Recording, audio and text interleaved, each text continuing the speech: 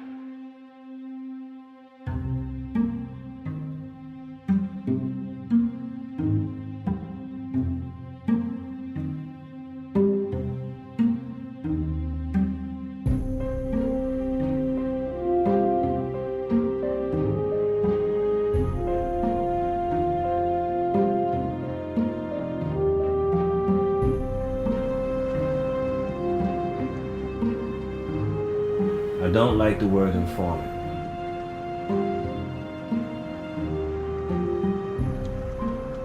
I consider myself as a civilian operative.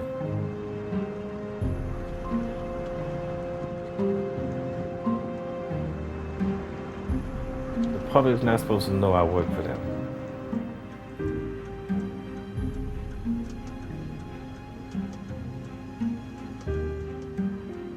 I don't exist. I'm a spook. A ghost.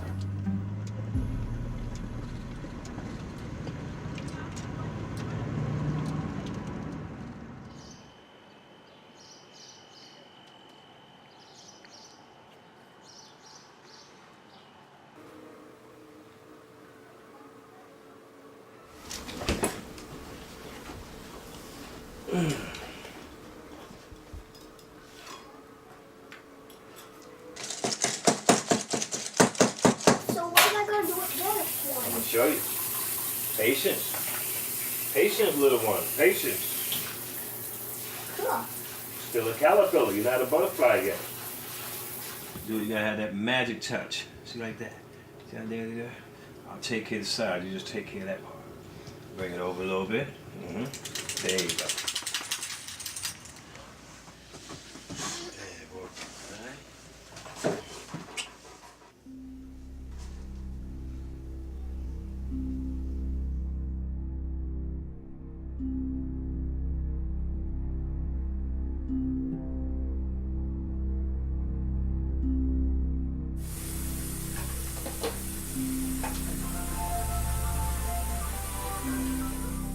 Yeah, what's up, Tar?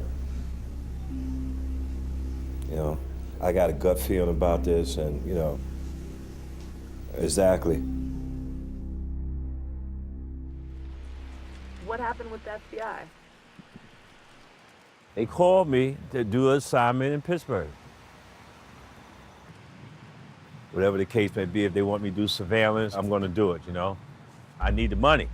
I need the money.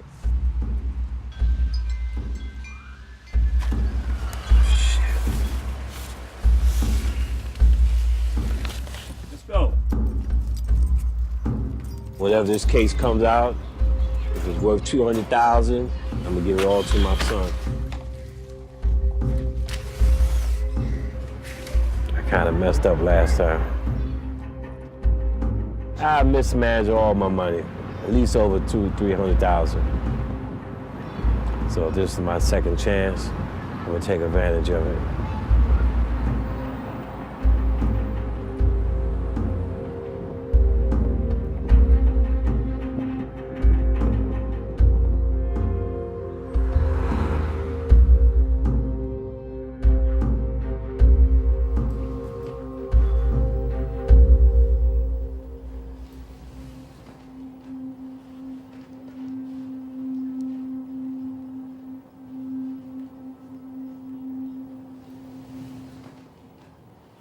What is the map on the wall? Why is the what?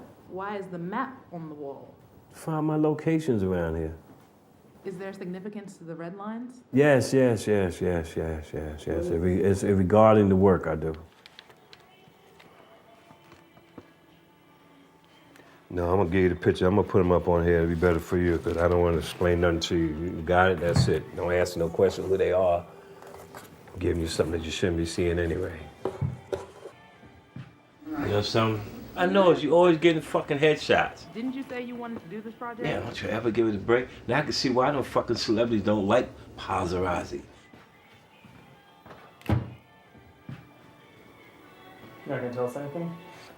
No, I mean, these are all targets that's in suspected areas. For some reason, they got a big population of Muslims that come from the various countries over there to come to school here. Moroccans, Somalis, Iranians, Saudis. And then they all go back from where they come from. I don't have no feelings for them. You're making Islam look bad, you gotta go.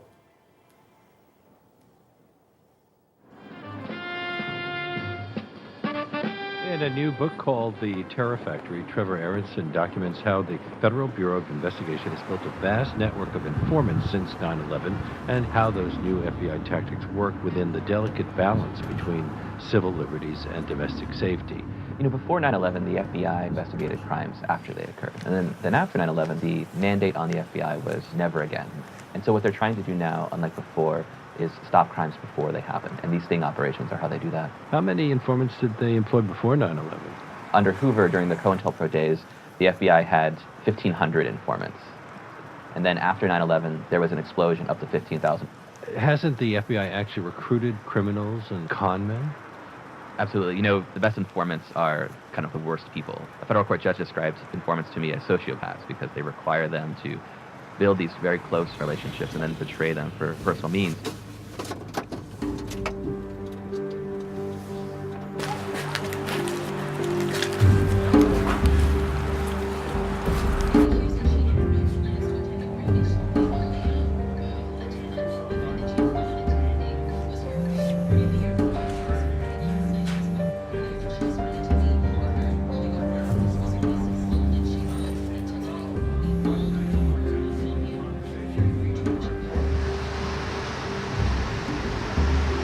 They want to make a big bust. And they want to bust this guy, and whoever else is his associates regarding that.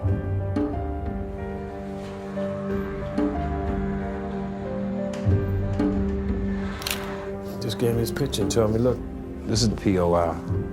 What is POI? Person of interest. His name was Khalifa.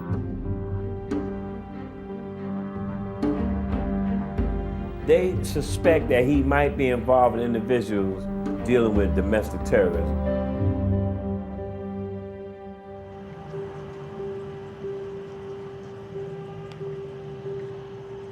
Right now, I would like to make this my last assignment.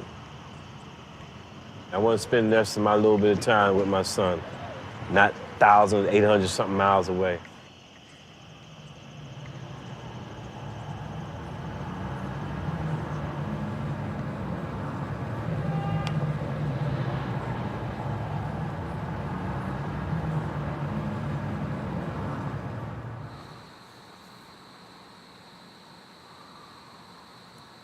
Have you made contact with the POI?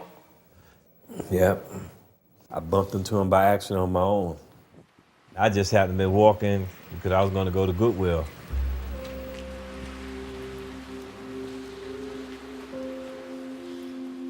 Bus stop was right there. And I happened to see him and his wife, so I walked over there and greeted them. The second time I met him with a brother named Jamil, Afrocentric shop. And at that point, we exchanged numbers. He gave me his card, which contained his email and his website and the things that he do. The Shaban teaching something. What does Al-Shabaab mean in Arabic? It's supposed to be students. But in Somali, the word Shaban is linked to a terrorist group.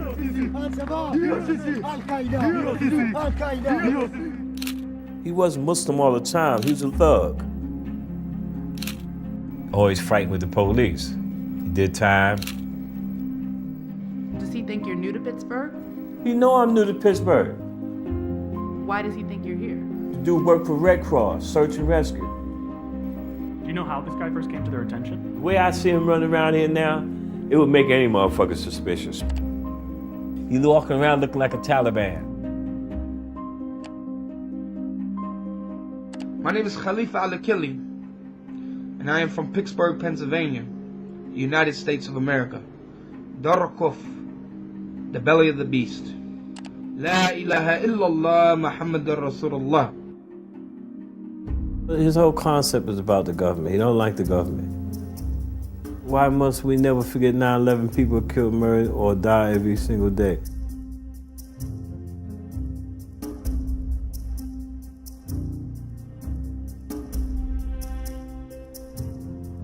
So he has a hatred toward the government. He doesn't really go out and speak in public about that. He does it on Facebook.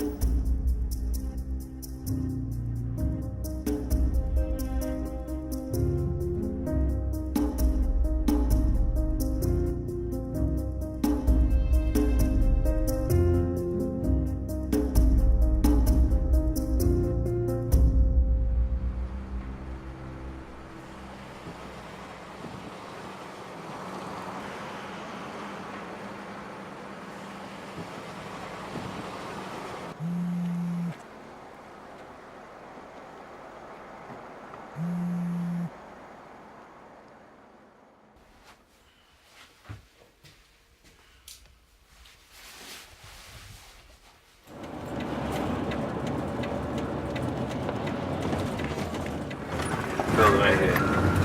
Right here. The target lives right around the corner from you? That's right.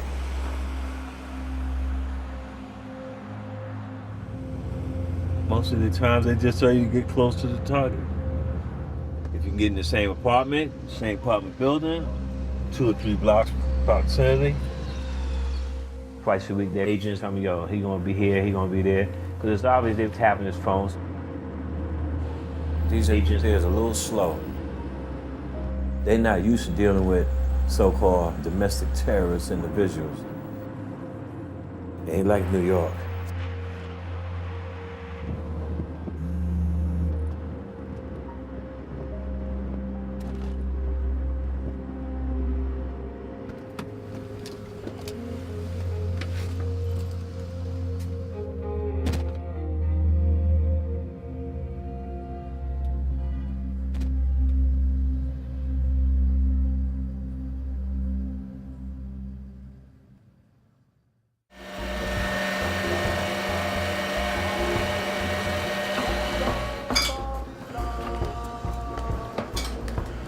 I really want to get into a bakery. That's what I really want to do. I want to specialize in custom cupcakes. Go in with someone who's a master baker. I'll be his apprentice. Sweet cupcakes.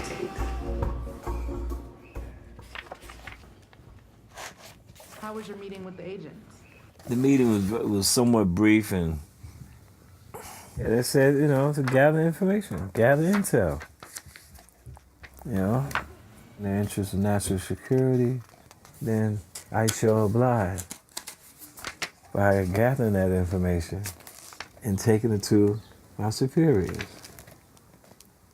who at this time will be paying me some money.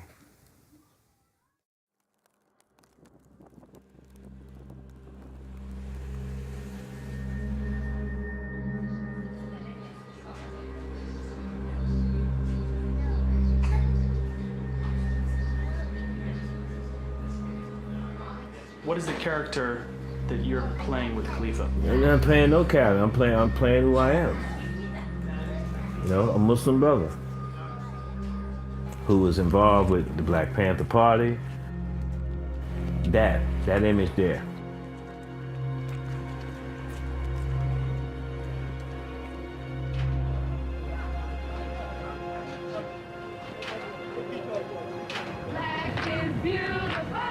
Say loud to the people. Loud to the people. Say off the pen. Off the pen. I joined the Black Panther Party, if I remember correctly. It was during the springtime, yeah, around 1967. At that time, I was a little fly kid, wearing fly clothes. So I'm looking for, you know, like a pack. You always want to look to be a part of a group, a family, or fraternity. We are organizing the community, politically educating them, telling them exactly what is going on, not only here in America. I was interested in what they were saying. What the government can't supply, that we take upon ourselves to get to the people. We're gonna walk on this racist power structure, and we're gonna say to the whole damn government, stick 'em up, motherfucker. This is a hold-up. We come for what's ours. FBI Director J. Edgar Hoover today asserted that of the black extremist groups, the Black Panthers represent the greatest internal threat to the nation. This memo apparently went out to 37 agents. It ordered them to find informers in the black ghettos. It was a command, not a suggestion. The documents describe things like COINTELPRO, the FBI's program to disrupt political extremists. The FBI had the organization under surveillance. There had been efforts to get people inside our meetings. Were you an informant during the Panther days? No. What did the party say about informants? They kill him.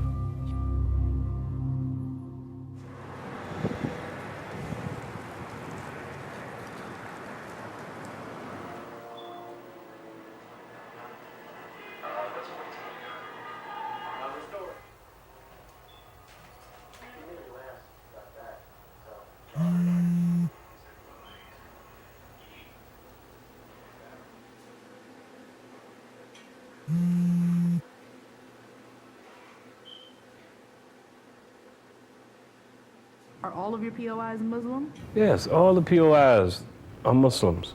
Why do you think that is? I don't know what makes them Muslims.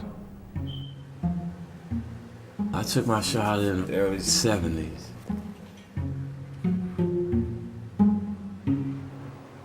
It's a very practical religion, but there are certain things you have to maintain, you know, help one another, and virtues and piety.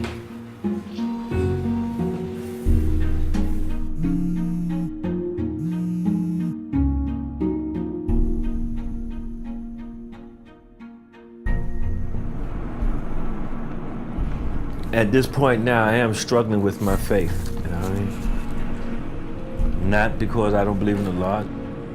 Things didn't go my way as I may have planned it to be. And there's times I've been strong, there's times I've been weak.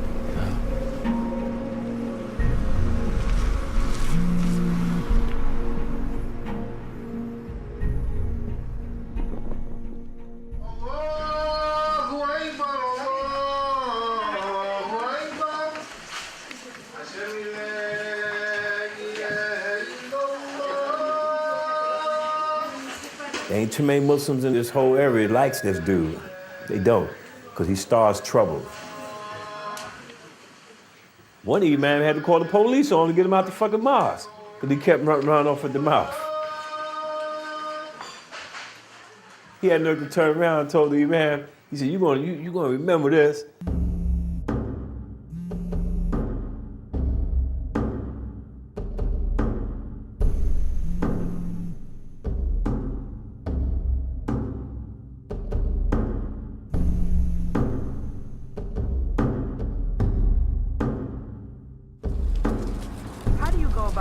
To talk about jihad. You don't do it that way. You just talk about Islam. You don't do that on the first day you meet. You don't do it on the first week. It might take you 2 or 3 weeks. You feel the individual. You see if he got grudges. You find out how he became Muslim. Why did he want to become Muslim?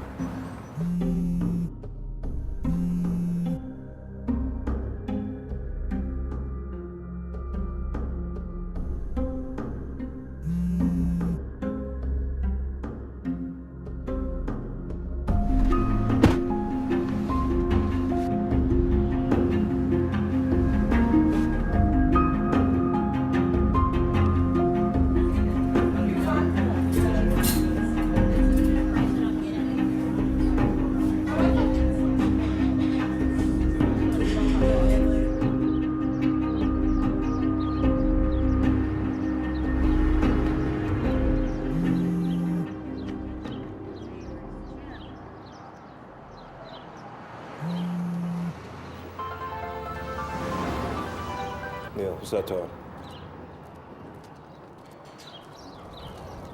You just don't run into a community and expect to get results within a matter of 4 or 6 months. You know what I'm saying? I don't have bay'at to this masjid, and I don't have bay'at to the imam here either. And most people, you have bay'at to the imam, that way you can move around with them. I don't have it. Even with this kid, I have to wait till he open up to say something just to find my way to get in there. Exactly. All right, later.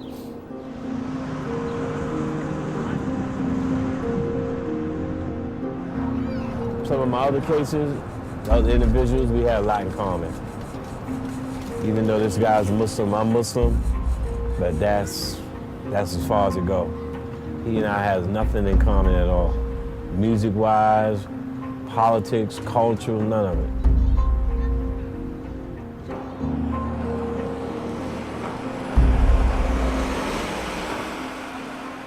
You said that the POI sells books. What kind of books does he sell? He's showing me in his library books on guerrilla warfare and all that. The United States Army Ranger Handbook of dealing with explosives. Revolutionary Islamic literature. How to train jihadists, you know? How to fight. I'm gonna say, you ever been in the war? You ever been in the military? No. Then how the hell do you know anything about guerrilla warfare? Why do you have it there? Just for show? Trying to impress people? So who set up your Facebook account? The FBI. Don't fuck with this shit. They don't want to push me to do this. All right, what I do for now? They should have gave you a class. For what class? These fuckers don't know nothing. All they want to do is just trying to make a fucking arrest. Who the hell is this girl, Victoria Carr? She want to be my friend? I may know you from so-and-so. You don't know me. Let me see how much I know you. Oh. She want to be my friend. Ooh. The POI. I just sent him a request because he didn't want to answer it before. How do I go out on this shit? Have you ever gotten a target that was a friend or a family member? Yeah. Shaw. Shaw was my friend. Was he your friend before He was my friend. Yes, he was my friend. Yes, he was. Was he a friend before you? Yes, he was my friend. You asked the question 3 times. I didn't told you. Yes, he was my friend prior to him being investigated.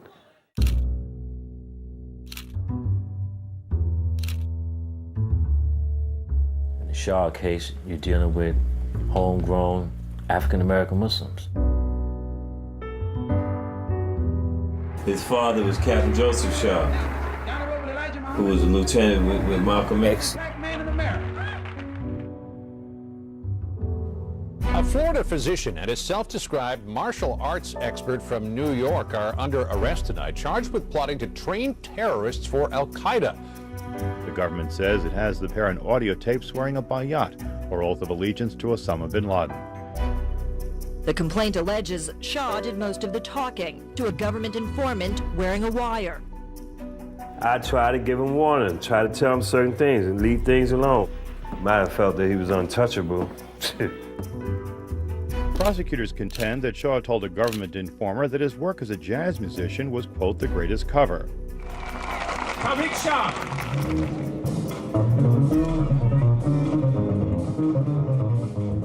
Shaw was introduced to me by an agent while Shaw was doing the gig. I went for base lessons 3 times a week in his house. That was my front. And of course, when he learned these base lessons, I'm talking with him. My pitch was that he could make some money if he makes some alliance with Al-Qaeda. And they looking for certain individuals such as himself, and they be willing to pay you for your time, you know. So when I fed him that line, that's what he went at.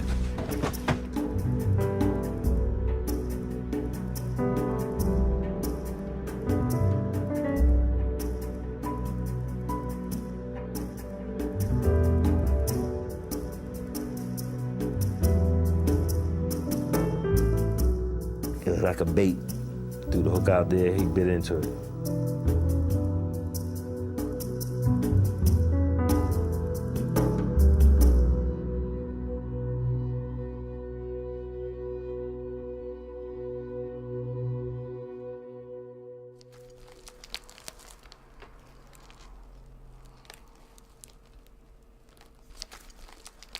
This is Tariq and I at my birthday party. I forget, I was either 50 or 51. They had given me a birthday party with a stripper. But we will not take pictures of the stripper. Tariq mentioned that he was giving this person bass lessons, and I didn't even know his name. So then when he had said that this particular person needed a place to stay, and would I be willing to rent him the apartment downstairs? So I said to Tariq, well, I don't know this person. So he said, well, Ma, I can vouch for him. I said, are you sure? He's doing pretty good. You know, as well as can be expected under the conditions.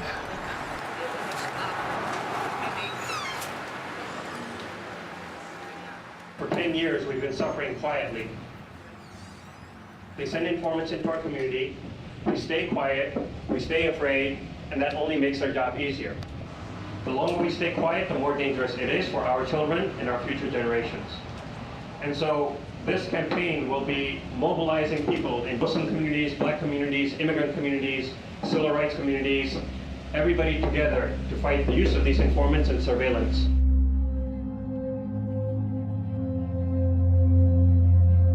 I think Tariq is so hurt because he liked the brother and he trusted the brother. Tariq is such a believer in Islam, and I think he feels that Allah will deal with him.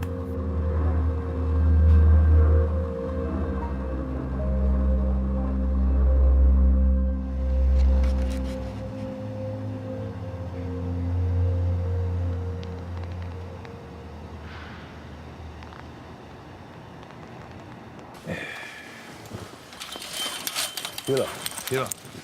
That's right. Come on. You want that snow? Come on. Heal up, heal. Heal up. Stop it. Don't do that. You make her nervous. She ain't gonna do nothing to you. Hey, yeah, she done tore your coat. You see?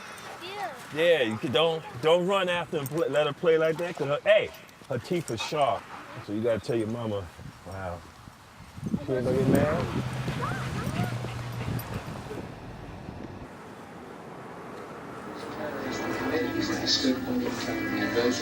Next time when we're going to play for you, you want to do good? Previously on Homeland. She wants out. She asked for $5 million and a flight to Detroit. This is not some setup. It's real. An informant married for years to a Hezbollah commander turns up out of the blue, promising out. Forgive me, I thought we'd better meet her sooner rather than later. Well, we were supposed to meet her together, so you could talk to her and I could assess her reliability. Meaning you don't trust my judgment? Meaning the entire point of the protocol was to keep your judgment out of it. Carrie, we're gonna have to get back to you. Saul, she seemed credible to you? I'm not really in a position to say. How exactly do they train you to kind of prepare? They don't train me for nothing. It's how I use the language. If they train me, I would never get what I wanted to get because they're strictly textbook. There's a difference between telling somebody and making a suggestion. The entrapment is if I go and tell him, yo, come on, let's go rob a bank, and you know that was not his intention, that was my intention. So I'm entrapping him. I don't make the suggestions. I may go and say, damn, there's a lot of money in there, boy. I see all the motherfuckers dropping off all that damn money. And he feeds into it, and he go, shit, I sure like to take that. What about your current target? Are your handlers trying to suggest that you... I don't suggest anything. I wait till as we speak and to get to know each other, what we speak about. So when he brought up camping, that was my key opening right there. The door opened up for me to make a suggestion now. I said, yeah, that's cool, man. We can all go camping. I said, you know, why don't we just go a little further? We could train, man, like we do in the military. I said, brother, if you wanted to go and fight for the Muslim state, he said, I gotta consult my sheikh. I said, see, that's what's wrong with you, brother. You brothers always talk that jihad stuff, but when somebody give you the opportunity to make a move to fight for the Islam, y'all not gonna fight for the Islam. Y'all talk that talk, but you won't walk the walk.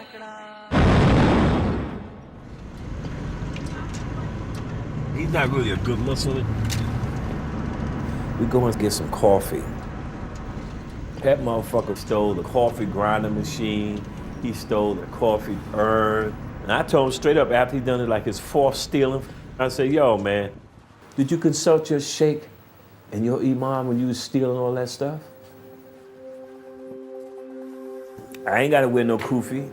I ain't gotta wear no kafaya. I ain't gotta wear a goddamn thing to say I'm Muslim.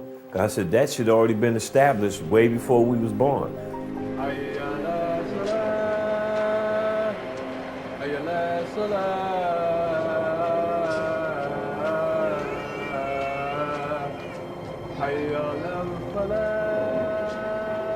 What drew me to the Islam was more that militant aspect.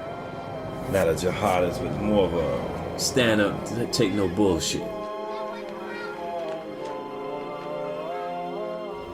Brothers and sisters, you must be abreast what's happening over the world. You must read. Your first reading is Quran and Sunnah. Nice community of brothers, man. You know what I mean?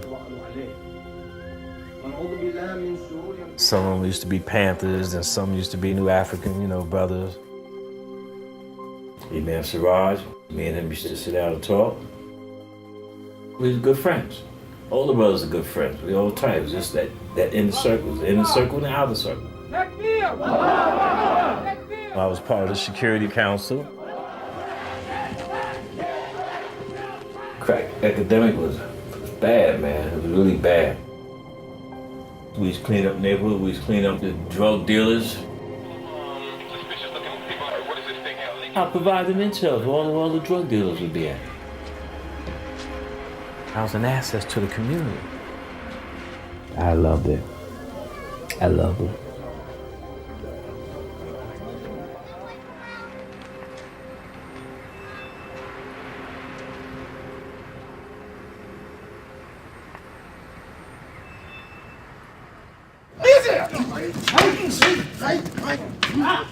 Good. Back. All right, good. That's what I want to see. Keep going. Ready? When I first met Saeed, it was around the time that we were dealing with the drug problem here in the neighborhood. We had a very good impression of him. You know, he was very much involved. He was knowledgeable about certain things. He has a very pleasant personality. He's very intelligent, man. Very intelligent. What do you think your reputation at the mosque is now? Oh man, it's probably we're gonna kill that motherfucker when I see him, boy. We're gonna put a mud hole in him, boy. I broke a solemn oath against another Muslim. They don't give a shit if the other Muslim's bad or not. He's a Muslim.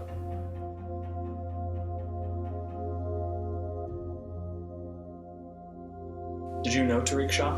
Oh yeah, for sure. Yeah, he was part of this community too. His family, I mean, beautiful brother. At yesterday's arraignment, an upbeat but shackled Shah greeted the packed court gallery of supporters and press with the Arabic greeting, "May peace be upon you." Out of all the cases I worked on, that was the only one who called me to testify. And I worked on more than 8 goddamn cases. A whole bunch of them come out the mosque, who knows me? They couldn't believe it. They said, oh man, not Saeed, no. He's been with us too long. He saw us, but he would not look in our direction. He saw us, you know. And I don't know what's in a man's heart, but how could you not feel guilty? Imam Siraj put a fatwa out on me, okay? And I'm not going into any details with how the words was pronounced, how he put it in there. He put a fatwa out. Now, y'all journalists, y'all know what fatwa is. I ain't gonna tell you exactly what words he used, because I don't know exact what words. I'm getting it from people I know, already told me.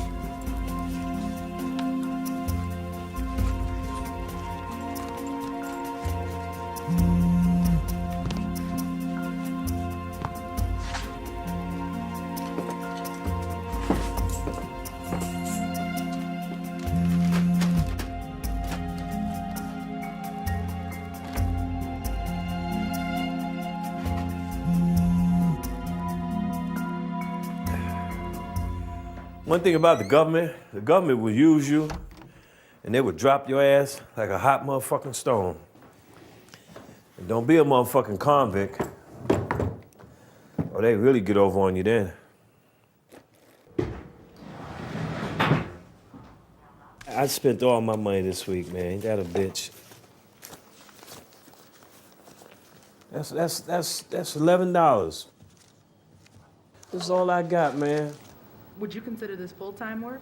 They consider it full-time, so I don't see no full-time money. What would you say your services are worth? My services need to be at least over $3,500. What are you basing that rate on? I base it on my investigation techniques, infiltrating some radical fucking group that they not even sure about. Now, the only way I could push their fucking wig back, unless I just tell them I'm out of here. Because I'm not going to bust my ass. You got me waking up 5 o'clock in the fucking morning chasing a fucking ghost.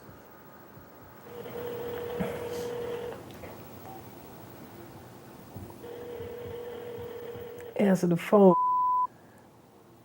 Hello. Hey, I see you. You see me? Yeah. Oh, okay. Look at her. Just like his daddy. His teeth fell out? Yes. Oh, it's growing back though, right? Yes. Oh, you okay?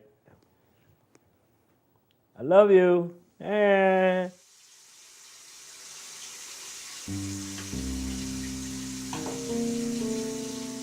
And living this type of life, man, you lose out on a lot of shit, man. Family life, your social life.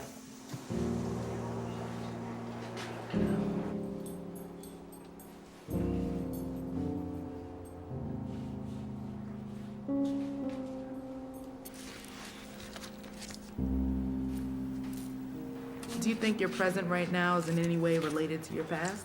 What I done in the past, I don't even like to bring it back up. I really don't. You know, even if you try to bounce back, even to make amends for the things you may have done.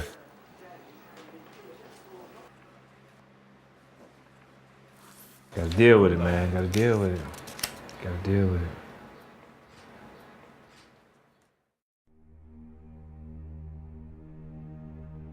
I was a revolutionary activist. Like Robin Hood. I was with a certain crew that was setting up certain institutions to be appropriated for our cause.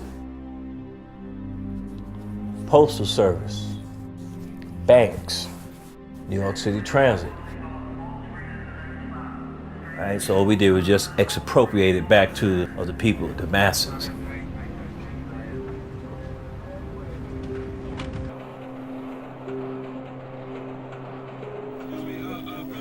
We used to, drop off a few money and stuff at the mosque, Wouldn't tell them where we got it from, you know what I mean? I hung out with a lot of transit cops, court officers and all that. I did that for the purpose of them assuming that I was one of them. Then all my shit just crumbled down when I got caught out there and got arrested. Yeah, I was charged with grand larceny, impersonation of New York City transit cops, possession of weapons. When were you first approached by the FBI? Oh, I was approached, man, when I was arrested. So the guy said, okay, we tell you what. Here's our card.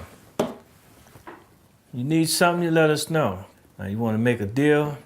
You facing 20 years right now as it is. And I said, damn, 20 fucking years in the feds. So I said, fuck it. I called him in. I said, yeah, what you want to speak on, man?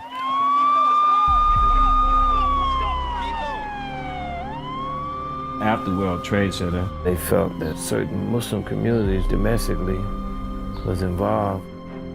I happened to know Blind Sheikh, that I was part of the security detail. So they felt that I knew the routine, which I didn't really.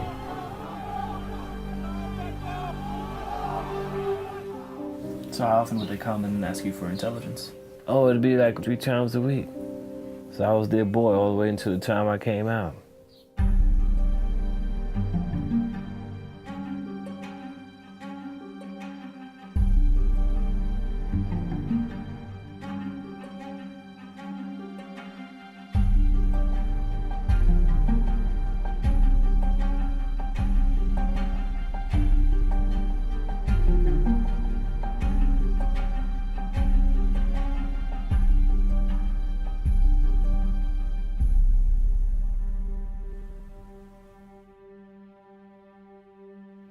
After 9/11, I got a call. He said, look, we're gonna come by and talk. I said, okay. I opened the door, he came in, he had another agent with him. They asked me to come with them full time. This wasn't no recruitment shit, sign up, say welcome aboard, This was clandestine shit, covert operation bullshit, you don't exist. You know what I mean?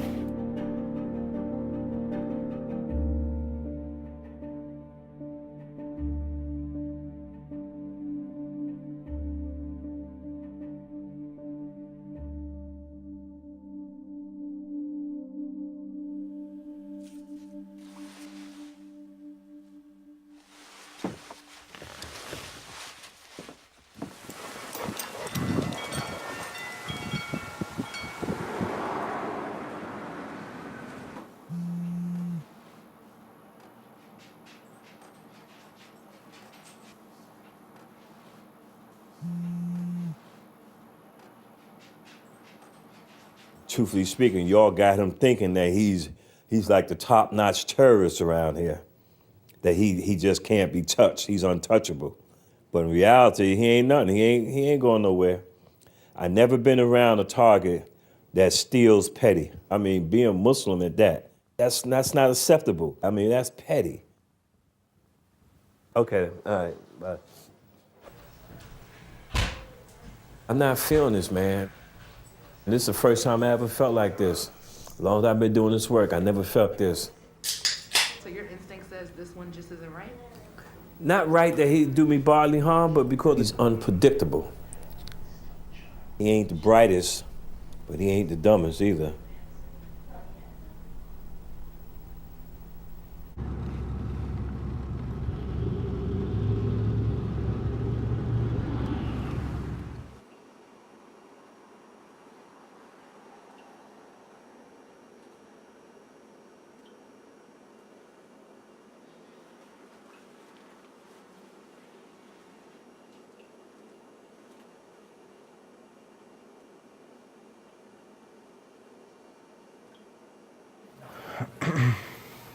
All right, you ready?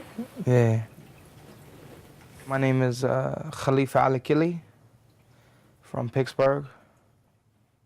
In 1991, I accepted Islam, took Shahada. What was the religion that you were born into? Well, we're all born Muslim, but I was raised Protestant. Islam teaches us how to rectify our inner self, which the Prophet Muhammad ﷺ said is the greatest jihad. The word jihad simply means struggle. And the greatest jihad that every believer, man and woman, will go through is that inner struggle against our lower bestial desires. The more things that we do as Muslims, the more of a closer relationship that we can have with our Creator.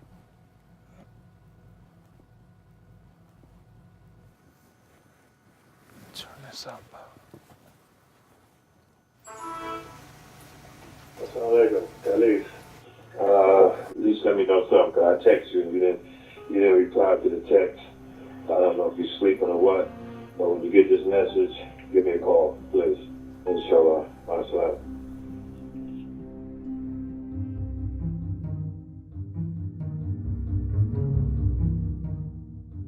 He was always talking about the cause, you know, and you know, some guys pray, other guys fight.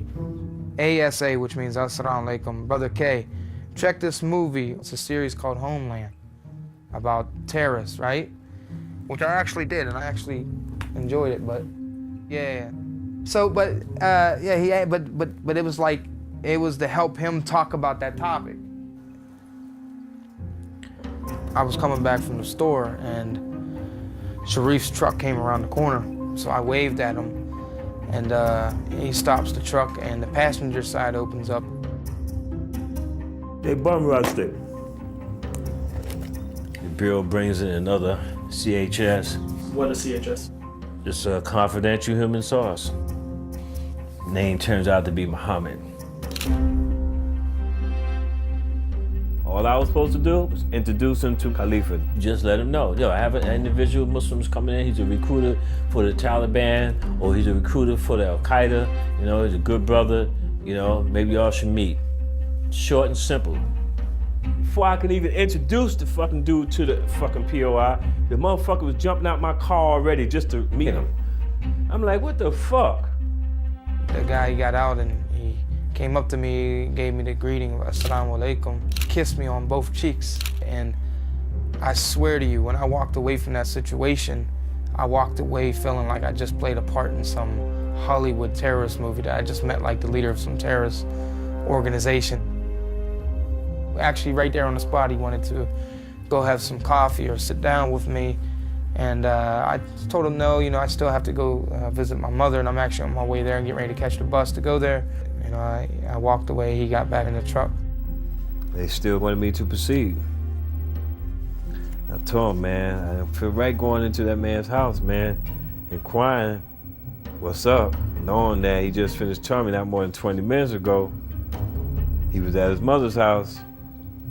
Oh, tell him that Muhammad got a card for his mother, and everything gonna be all right, so we didn't realize he was there. We just heard some noise at the door, so we knocked. So I said, really? Really? I said, that sounds real deep undercover, huh? Real deep. I said, I'm not gonna feel too comfortable at, but I'm gonna do it anyway. But I'm letting y'all know, when you fuck up, don't come at me and say it was my fault. I ain't hearing it. Next thing I know, it was the front door. You hit a code on a keypad at the entrance to coming into the building, and I had it set up to ring to my cell phone. You know, I've never had any visitors just pop up at my apartment, you know, unannounced, so I answered it, and... I said, Khalifa, it's me, Sharif. He said, who? It was Sharif. Sharif was saying, oh, I'm here with Muhammad, and we figured that, you know, we'd come and see you and sit down with you and spend some time. And I said, well, I'm not at home. I lied to him and said, I'm not at home. It was so clear that I didn't want to meet these guys. Like, seriously, like, I literally made up excuse after excuse after excuse. The next morning, walked up here to the corner, and that's when, you know, quote unquote, Muhammad came from around the corner. You know, just appeared out of nowhere. You know, he had his hotel downtown Pittsburgh, and yet he was here in Wilkinsburg at 9:30 in the morning without no car, no vehicle. He just so happened to have that card for my mother on him. I reluctantly agreed to go to McDonald's and you know, have some coffee with him.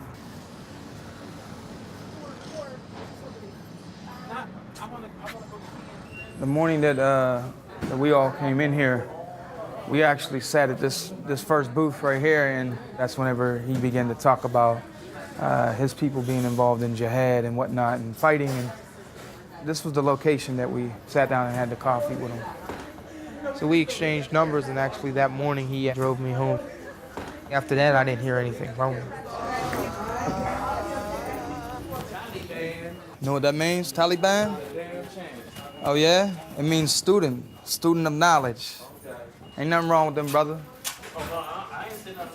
Okay. The wearing of the turban been in existence thousands of years before the Taliban was even formulated in Afghanistan and Pakistan. Oh, okay. My father's a Muslim. Alhamdulillah. Actually, Allah is just the Arabic name for God. Christians and Jews that speak Arabic.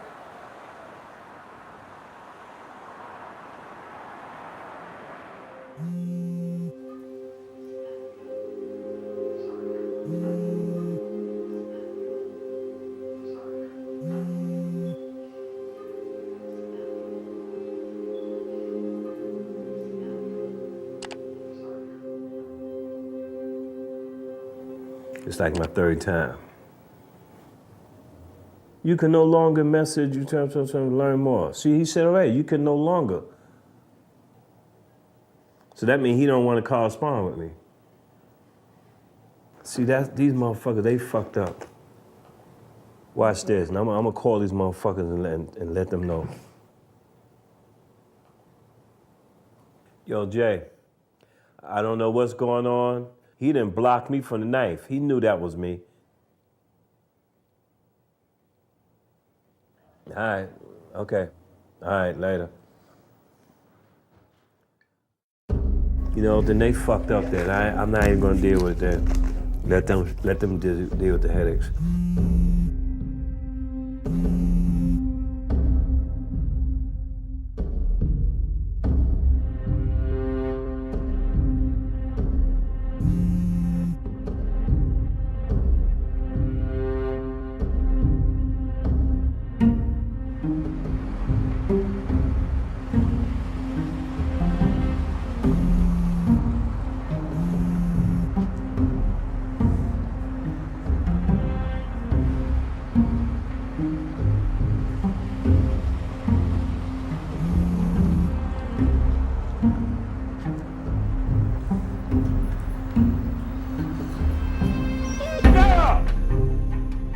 Fucking pissed me off today with your bullshit.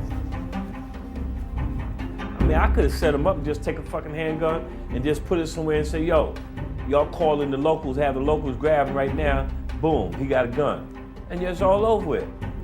But they don't want to do it that way. And I told them, I said, I'm not here to entrap nobody. They trying to make me force this dude into saying something to support terrorism. I said, the dude is not a fucking terrorist, man. He's not even a pseudo-terrorist. He's nothing but an oxymoron. I said, what y'all been doing for the last 3 years? Y'all ain't seen nothing? If y'all ain't seen nothing, what y'all expect me to see?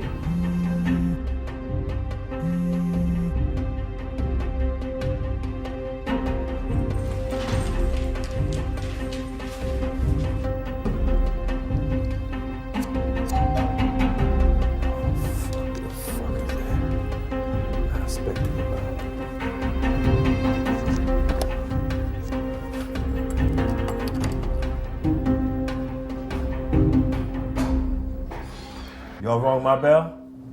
Oh, yeah. Huh? Sorry. Happy birthday. Thank you. Thank you. I'm gonna get you something next month, okay? Okay. All right? Yeah. All right, tell your mama I say hello.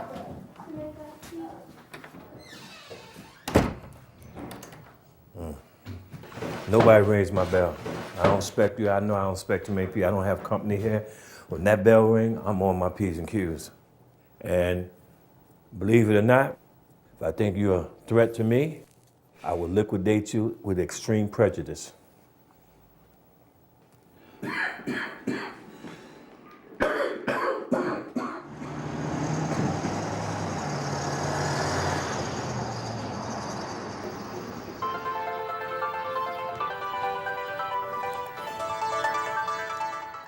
honestly believe if that incident, if that guy, the agent Rob and them brought up, if he wouldn't have did what they did, believe me, this thing could have went a little further. Right. He sensed things, so I shouldn't have to wait for him to even if it came to exposing me, and I don't want to be put in that situation. So I definitely have to stay under the radar to a certain extent. But that dude ain't gonna bust a grape. He ain't gonna throw rice at a wedding, believe me. You know, he's just, eventually y'all may get him on something else. Maybe tax fraud, crossing state lines, But I think it's just the Bureau gonna have to take a different approach at him. May have to go at him hardcore and just get him for the hell of it, you know what I mean? Black ball trick. Okay, all right, I'll talk to you later. All right, later. Now I'm out of here. Right now I'm looking at a projection of me being with my fucking son.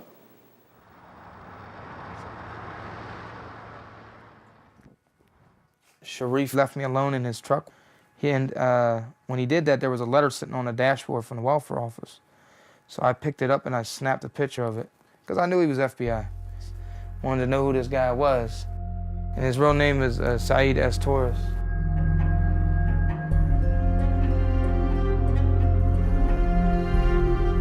Come on, Sheba. Come on. And this was a guy who used to email me all the time, Sheba. Call me, Sheba, stay. Let's go out for coffee, I'll pick you up. But a lot of that slowed down dramatically after he introduced me to this quote-unquote Muhammad. I put his phone number through Google.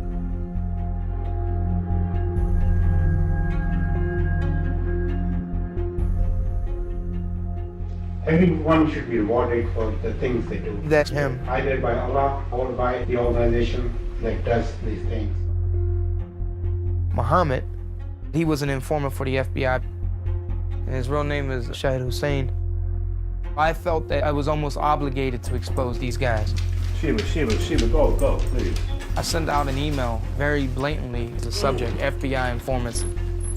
There's hundreds of people on this email list. I told anybody, if anybody wants to question me about this, they can do so. Sharif, he's gone. He's moved out completely, like out of the clear blue.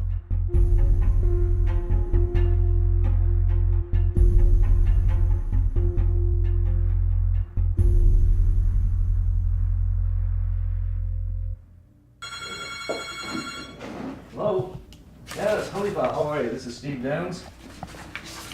Good, I'm very good, and I just want to make sure you understand that some people may be listening in on this line of FBI.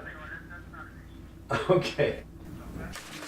So anyway, I just wanted to go over your statement. You first met Sharif in September, October of 2011? Mm-hmm. Khalifa found out about our group, Project Salam, on the internet and sent us this email.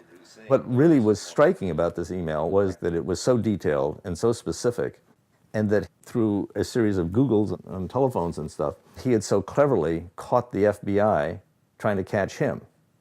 I've never seen a case quite like that. Yesterday, I called the number that he gave me, just to verify that the number belongs to him. And I said, Shahid Hussein, Mm-hmm. your informant. He was like, no, he hung up on me. I just wanted to, well, one of the things that we were thinking about is that we would like to have a press conference down in Washington, and that may be next Thursday, and call attention to all of this and make a big deal about it and really call the FBI out on it. Are you comfortable with that? My only concern is that I don't want them retaliating against you simply because they couldn't put a case together. But I think sometimes simply going public with it the way you have and notifying everybody is the best way to head it off. So. Exactly. The more people that know it, then it's not a mystery. Yeah. Right.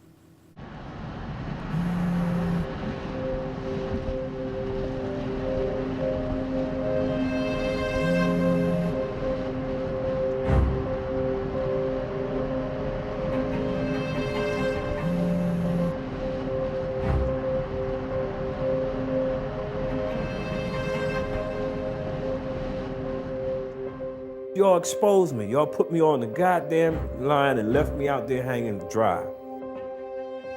Initially, when I did this contract with y'all, if I didn't feel right about something, I wouldn't go through it. But yet y'all forcing my hand to go through it.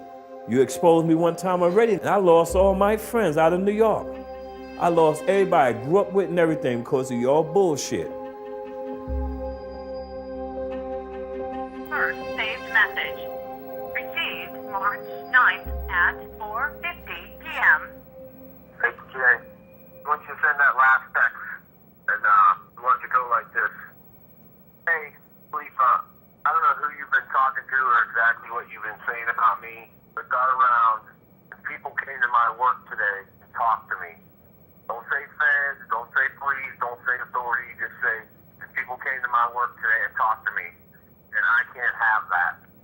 Then it's something like, inshallah, I'll see you around, and change your number. That's what we want. All right, man? Call me if you got any questions. But you see what I'm saying? I'm heading home. And you see what they still asking me? Go to the fucking limbs. Let my fucking bones cribble.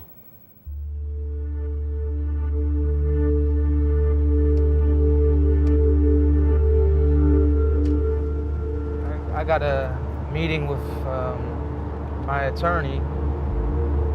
Well, I'm hoping that today the lawyer will be able to assist me in giving me some advice on what I need to do to protect myself and to protect my family in the case that something was to happen to me, that I was to be snatched off the street.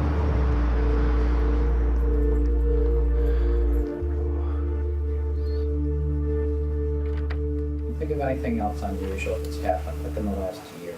People following you? Just yesterday, me and my wife went to Jamil's Global Village in East Liberty.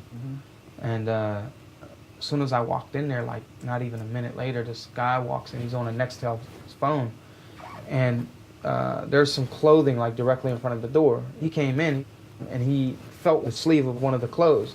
And he was like, oh, this is nice material. And then Rafiq, joking with him, actually rubbed on his shirt and said, you got a nice shirt on too. And it was so clear that this man had a bulletproof vest on. For some reason, they're just attracted to you. I don't think anything's going to happen for a while. Based on what you told me, it would be hard for them to indict you right now, based on what we think they know. But they might try. If they do come to your house, they'll come, late at night or early in the morning. Right. The fact that they haven't already arrested me, they obviously don't really have anything on me, and so they're still trying. But you never know, just you never know. As far as I know, the law knows best, but I haven't seen anyone following me today.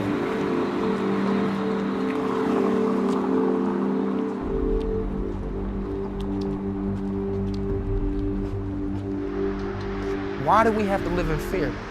Why does my family have to live in fear every day now? Whenever I walk out, my wife's wondering, is her husband gonna return? I have a 9-month-old baby, and my wife now, she don't have no family in this country at all. So if something happens to me, where does that leave my family?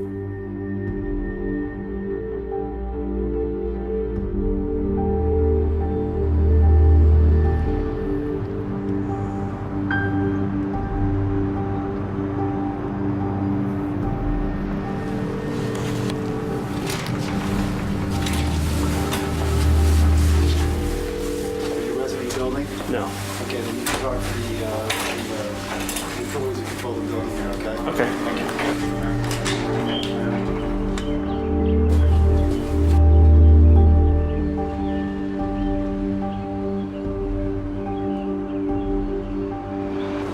I haven't done anything to anybody. Prophet Muhammad sallallahu alaihi wasallam said, beware of the supplication of the person who is unjustly treated. This is wrong. I haven't done anything to anyone. Can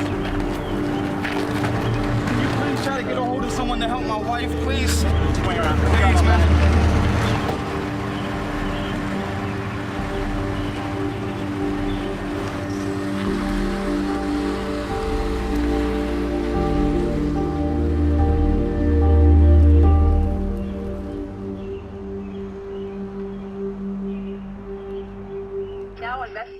questioning a man after the FBI raided his Wilkinsburg home. What they found inside has forced them to launch a major investigation. He told friends he wanted to join the Taliban and die like a martyr, but he ran from the FBI. The Pittsburgh FBI SWAT team, though, took him down moments later in front of his Wilkinsburg apartment. And now the feds tonight are looking to see just what level of anti-American he might be. Ali Al-Akili, also known as James Marvin Thomas Jr., was in possession of jihadist literature and literature on the U.S. military and its tactics, and that he promoted guerrilla violence against the U.S. Armed Forces. Now, tonight there is no hard evidence, according to the feds, that the suspect took any action against the United States. But this investigation of this suspect and his friends is far from over. Hey, little man. Come on. Hey, put your hands up. Don't you know how to fight yet? Yeah, I know you know. You got your little pretty face. Gonna use dog, Tony Brown. Yeah, Daddy's here now. Wow. It's good to be home, man. It's really good.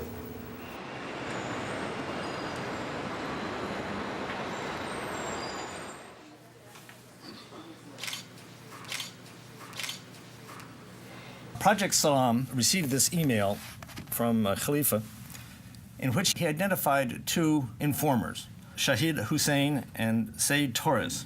We decided to hold a press conference. On Thursday, the day before, the FBI arrested him. And what did they arrest him on? On a gun charge. The gun charge was apparently based on the fact that he had gone to a public shooting range and made a video of it, which he posted on his Facebook. And it has been on his page for at least 6 months. And why time it to be exactly the day that he says, I'm going to go to a press conference and I'm going to explain that I don't want to be involved in any terrorism act, and I wish the FBI would stop trying to press me into it. If the mosque comes to the FBI and says we suspect this person, is the FBI under any obligation to say, yeah, that's an informant?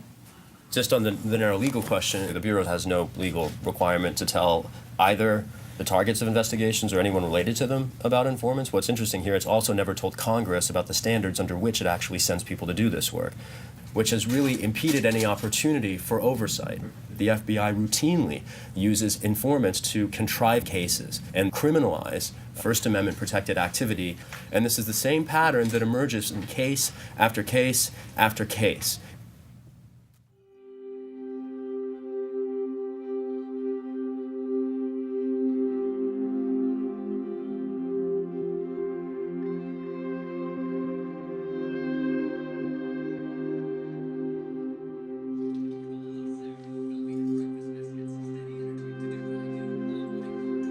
Tariq may be guilty, but you know what, of talking.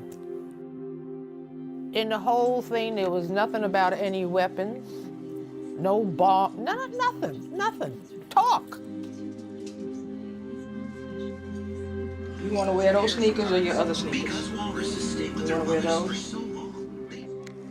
This was all because of his child support payment. They had Tariq owing $70,000 or $80,000. They knew that he was struggling. Who were they? Saeed knew that he was struggling with his payments. I'm still making child support payment for him. And he's in prison.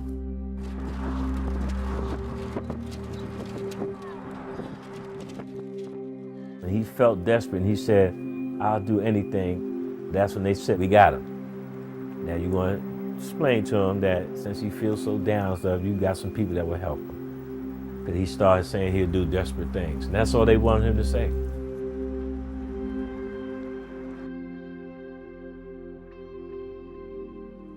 If you knew how everything would have turned out, both for you and for Tariq, would you have done anything differently? No.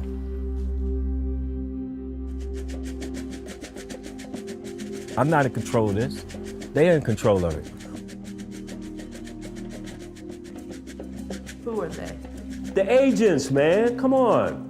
Don't play with no word games with me. Who else is they? Who else I'm speaking of?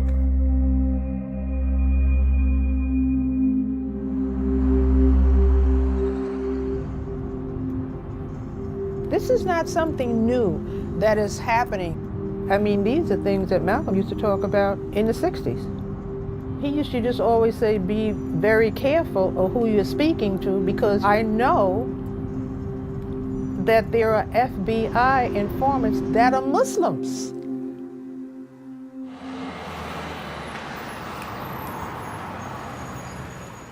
The Quran says to enjoin good, not to solicit or not to coerce him to do the wrong. That's a major violation of Quranic teachings, you know, to encourage people to do wrong. And that's what he was doing. One of his fears is that someone in this mosque may have issued a fatwa against them. No, Saeed, he knows better. But nobody put a fatwa on Saeed. Nobody.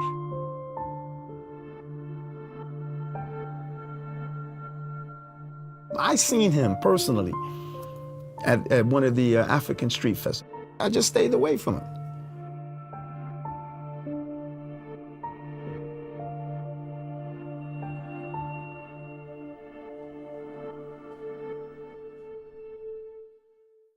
Hello, this is a prepaid collect call from and donate at CCA Northeast Ohio Correctional Center. This call is subject to recording and monitoring.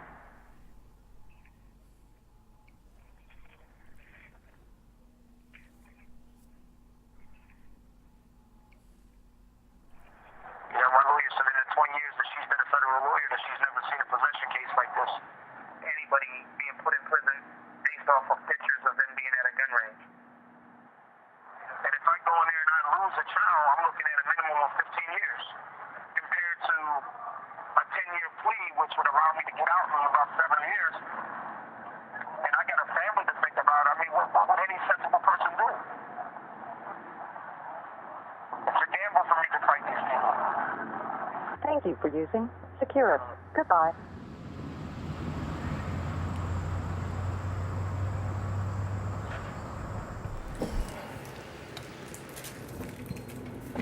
I've been unemployed, you know, been kind of rough. The local jobs here, for some reason, seem like they just want their own kind. I don't see too many Irish bars hiring any black cooks, you know. Other than that, I have no other resources in telling you how I'm going to try to maintain this family. When's the last time you heard from someone in the Bureau? It's been a while. Months. I should have never, you know, even considered dealing with them. You know what I mean? I mean, it's chaotic. I don't have words for it at this moment. I really don't. I believe because of what happened in Pittsburgh, I'm getting all kind of shit rolled down on me. You know? But if Khalifa was arrested, wasn't Pittsburgh a success? No. Why not? Because it was not what they wanted him for. Rough life, man, rough life. Sometimes I think I don't know if I made the right decision or what.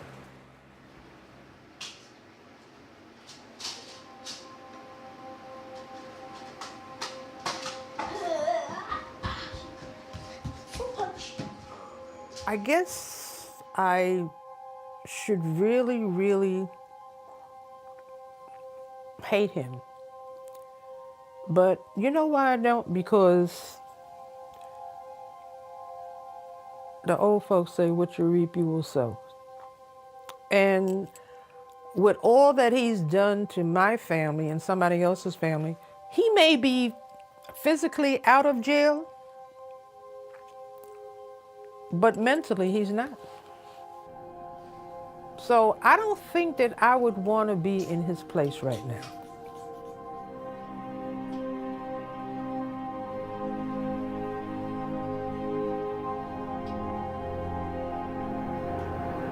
I gotta get my shit together, man. I've been so fucking depressed, man. Never been this way before.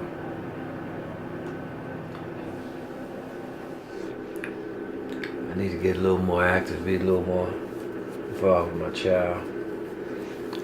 The correct way. Start reading with him.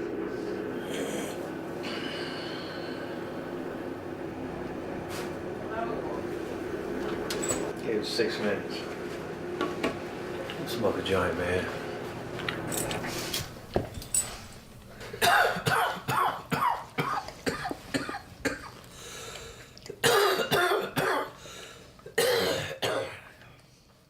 blame this all on the government.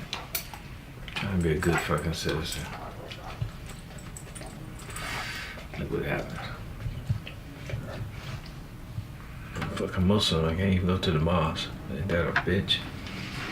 Cause the fucking mosque I can go to, you already infiltrated and been on the news and everything else. And my name's up there, so how the fuck I'm gonna pray? Violate my constitution right now. It prevented me from going into the mosque because of my actions.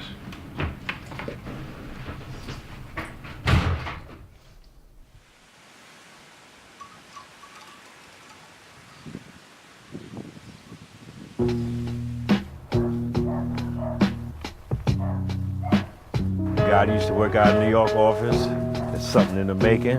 It was only if I was interested in an assignment that's in a, would I be interested in going down there to do some work? I said, yeah, I could use the money. They getting ready to make a case. Where I fit in that, I don't know, see what I'm saying?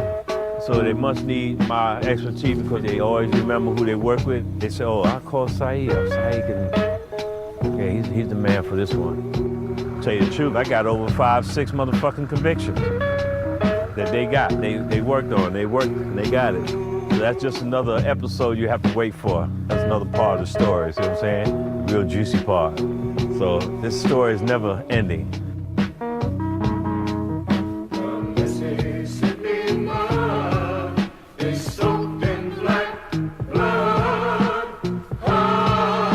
In another terror case. 2 men under arrest in a terror plot. Trying to detonate a car bomb. 1,000 pounds worth of explosives. Caught thanks to an FBI informant.